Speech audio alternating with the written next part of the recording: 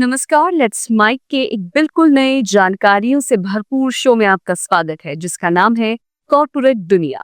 ये सिर्फ एक प्रोग्राम नहीं है, बल्कि एक खिड़की है उस दुनिया की तरफ जहां बिजनेस की चालें, स्टार्टअप्स की उड़ानें, मार्केट की धड़कनें और कंपनियों के भीतर की कहानियां आपको समझाई जाएंगी, आसान, रोचक और भरोसेमंद अंदाज में। आइए सबसे पहले नजर डालते हैं कारोबार की दुनिया की आज की खबरों पर।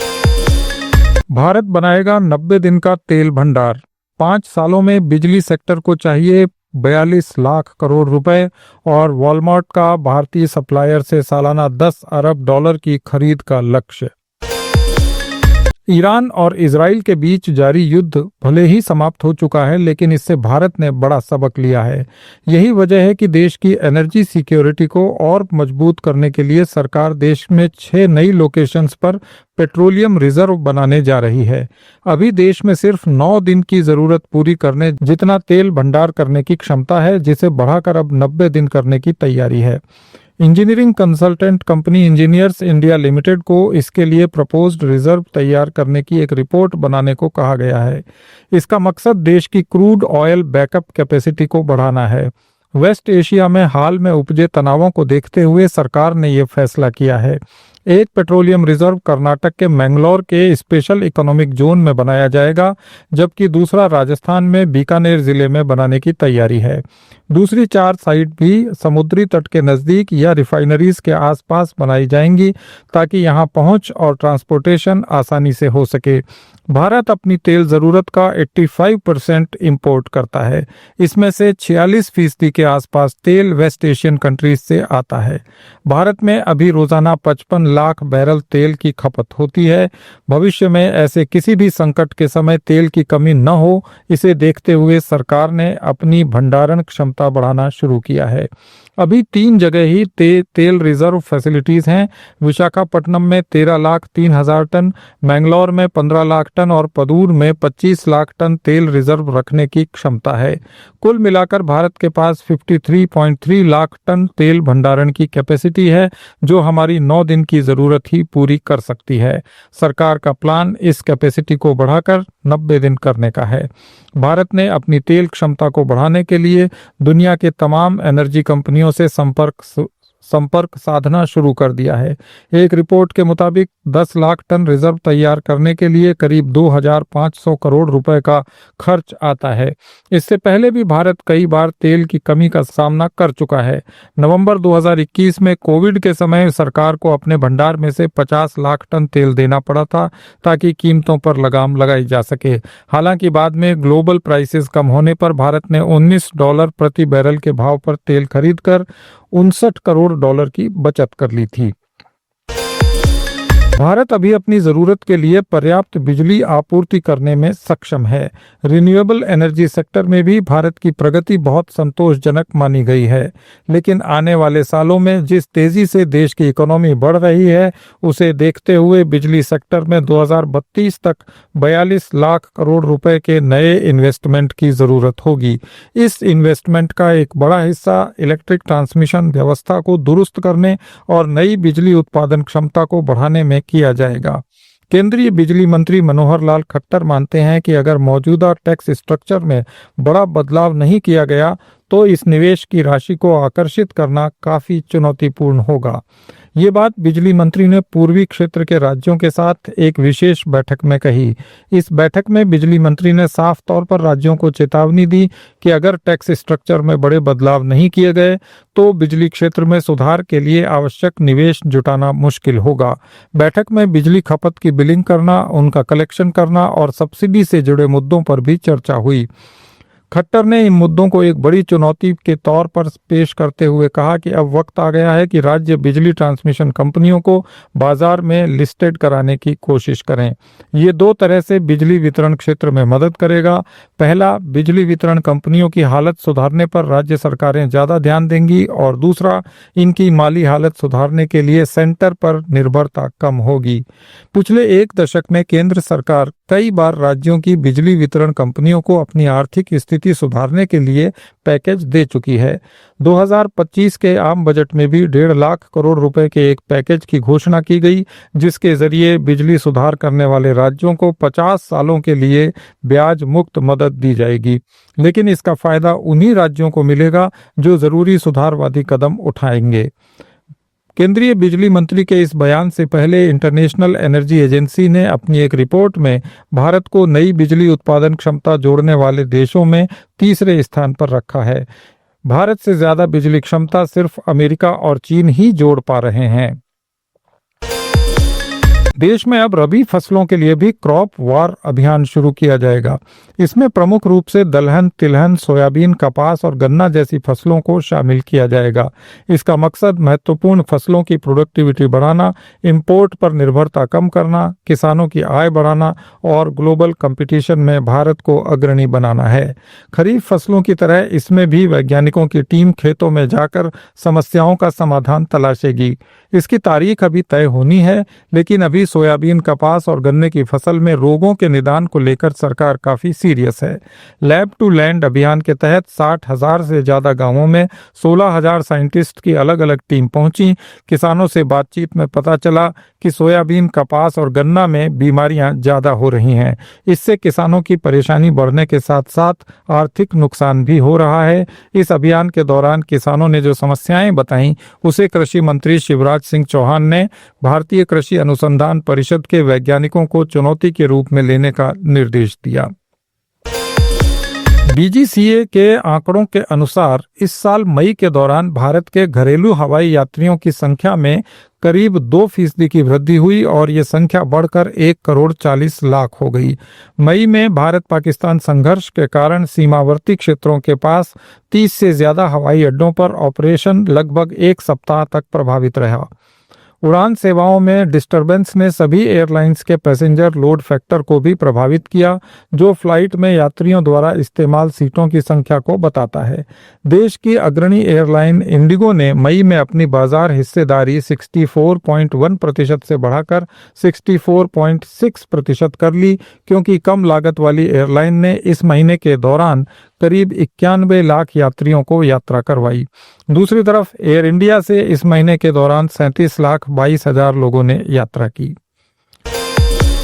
वॉलमार्ट ग्लोबल के सीईओ और प्रेसिडेंट डग मैकमिलन ने कहा कि उनका लक्ष्य भारत के सप्लायर्स से 2027 तक हर साल $10 अरब का सामान खरीदना है।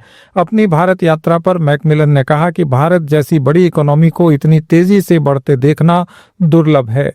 मैकमिलन ने कहा कि एक यात्रा में भारत में क्या हो रहा है, इसकी केवल एक झलक मिल सकती है।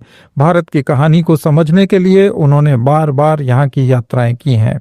शुरुआत में हम केवल कुछ ही श्रेणियों के प्रोडक्ट्स को भारत से खरीदते थे, लेकिन जब हमने यहाँ पर फोकस किया तो हमारा सोर्सिंग बिजनेस देश में काफ़ी तेजी से बढ़ा और अब ये प्रतिवर्ष $10 अरब के लक्ष्य तक पहुँचने के करीब है, जो काफ़ी बड़ा है। भारत में वॉलमार्ट के पिछले अधिग्रहणों फ्लिपकार्ट और फोन पे के बारे में बोलते हुए मैकमिलन ने कहा कि कंपनी अपने भारतीय अधिग्रहणों फ्लिपकार्ट और फोन पे से बहुत कुछ सीख रही है। वॉलमार्ट पिछले 20 सालों से भारत में मौजूद है और इसने अपने ग्लोबल ऑपरेशंस के लिए $30 अरब से ज़्यादा मूल्य के सामान की सोर्सिंग भारत से की है। 2002 में स्थापित बेंगलुरु में इसके वैश्विक सोर्सिंग ऑफिस भारतीय प्रोड्यूसर्स को अमेरिका, कनाडा, मैक्सिको, मध्य अमेरिका और यूके के बाजारों से जोड़ता है। करंट फाइनेंशियल ईयर में भारत से मोबाइल एक्सपोर्ट की शानदार शुरुआत हुई और मई में देश से मोबाइल निर्यात $3 बिलियन से ज्यादा रहा।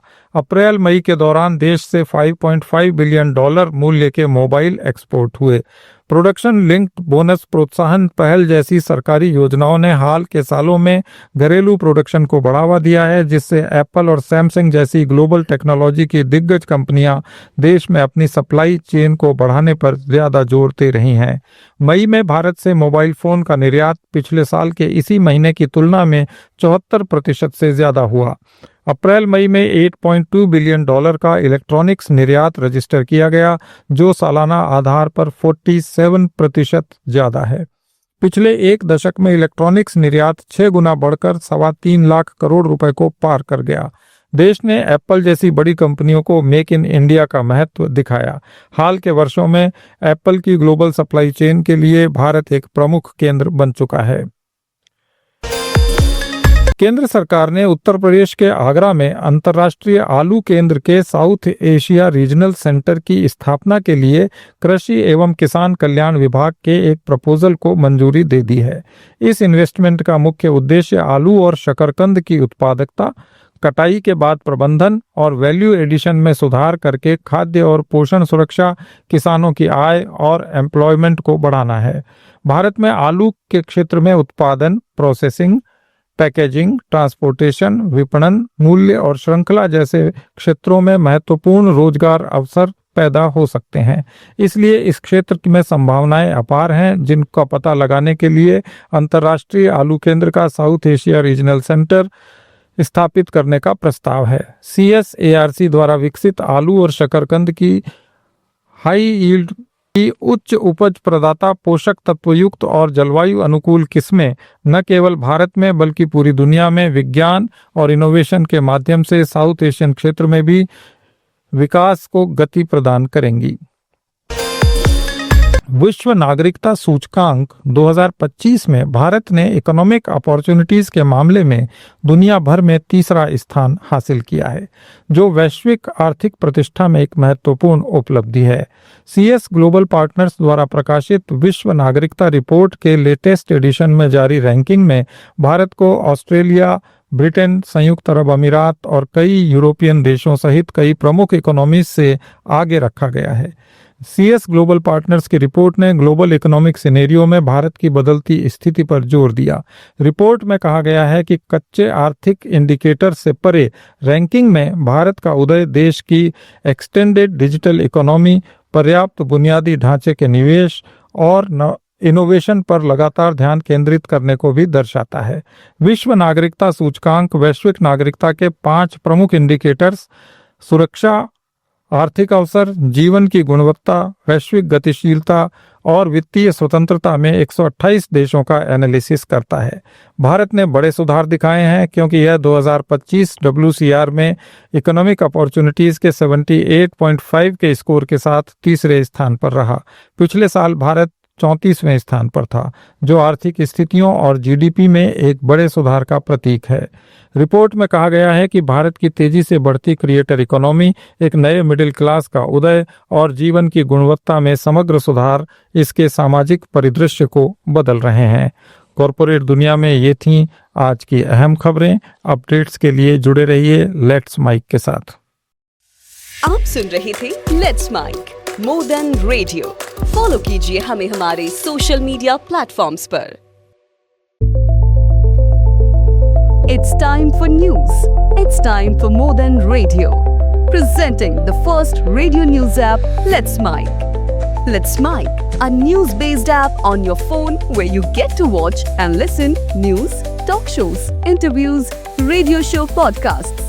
On Let's Mic, you get all relevant information of TV, print, radio, podcast, and digital. Let's Mic talks about every segment of life.